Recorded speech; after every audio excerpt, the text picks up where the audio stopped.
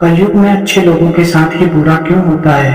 आपने सुना होगा, मैं तो भगवान की इतनी पूजा पाठ करता हूँ, दान दक्षिणा भी देता हूँ, गरीबों को खाना और कपड़े भी दान करता हूँ, भजन कीर्तन में भी जाता हूँ, कभी त्योहारों पर मैं भंडारा भी लगा देता हूँ, लेकिन फिर भी हमेशा मेरे साथ ही बुरा क्यों होता है? और जो लोग बुरे हैं उनके साथ सब अच्छा ही होता है, उनका हर कोई गुणगान भी करता है।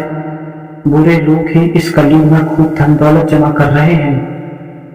अगर आप लोगों को भी ऐसा ही लगता है तो स्वागत है दोस्तों सतगुरु वाणी चैनल पर। आइए जानते हैं आखिर इस कलयुग में ऐसा क्यों हो रहा है।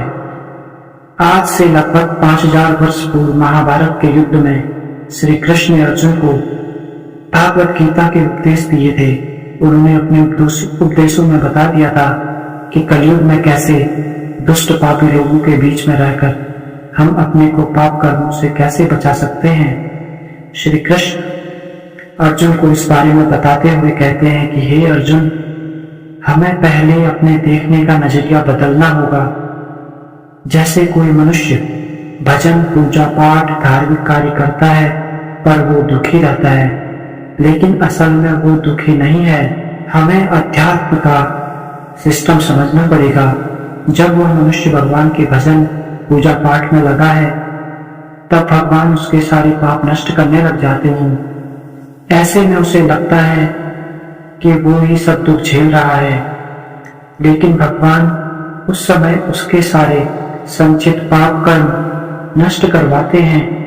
फिर जब एक बार सारे पाप नष्ट होने के बाद वो मनुष्य मोक्ष के दरवाजे अपने लिए खोल देता है और जन्म जन्मांतर के लिए मुक्त हो जाता है। वहीं दूसरी तरफ हमें लगता है कि बुरे कर्म करने वाला व्यक्ति अभी मौज ले रहा है, अभी तो उसके पूर्व जन्म के पाप भी बचे हुए हैं।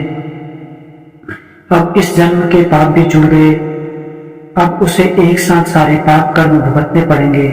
आप जब भी ऐसे पापी लोगों को देखते हो जो अभी मौज कर रहे हैं, उनको कुछ समय बाद देखना उन लोगों की क्या हालत हुई होगी। आपको अपने आप आध्यात्म की शक्ति का पता चल जाएगा। जो जैसा करेगा वैसा भरेगा। ये मत समझो कि अभी क्या हो रहा है।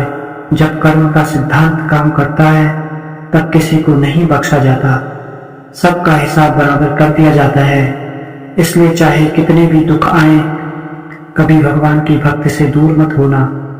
हमेशा लॉ ऑफ कर्मा पर विश्वास करना ये प्रकृति का नियम है। सबके पाप और पुण्य का हिसाब होता है, बस थोड़ा सा समय लग जाता है। इसलिए हमेशा अपने प्रभु पर विश्वास करना।